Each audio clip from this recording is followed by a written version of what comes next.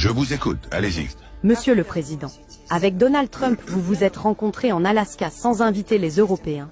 Et maintenant, vous allez à nouveau vous rencontrer à Budapest, en Europe même, toujours sans les inviter. Le président Macron a déclaré « Les Ukrainiens devraient être autour de la table, et les Européens devraient être autour de la table. » Que répondez-vous à Emmanuel Macron? Monsieur Macron aime beaucoup les grandes phrases. Mais la politique internationale ne se fait pas avec des déclarations pour les journaux. Elle se fait avec du poids.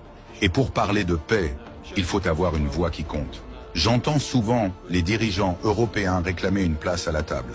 Très bien, mais avant de s'asseoir, il faut avoir quelque chose à apporter. De la puissance, de la crédibilité, du respect. Pas seulement des discours et des drapeaux. À Washington, on décide. À Moscou, on agit. À Paris, on commente. Je n'ai rien contre Emmanuel Macron. C'est un homme intelligent, mais il confond souvent le théâtre et la diplomatie. Ce n'est pas parce qu'on parle beaucoup qu'on influence l'histoire. Quant à monsieur Zelensky, il a déjà choisi son camp. Il ne négocie pas, il obéit.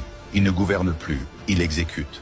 Alors pourquoi devrions-nous l'inviter à une table où il n'a plus rien à dire? Budapest sera une rencontre sérieuse entre des hommes qui comprennent ce qu'est la guerre, ce qu'est la puissance et ce qu'est la responsabilité.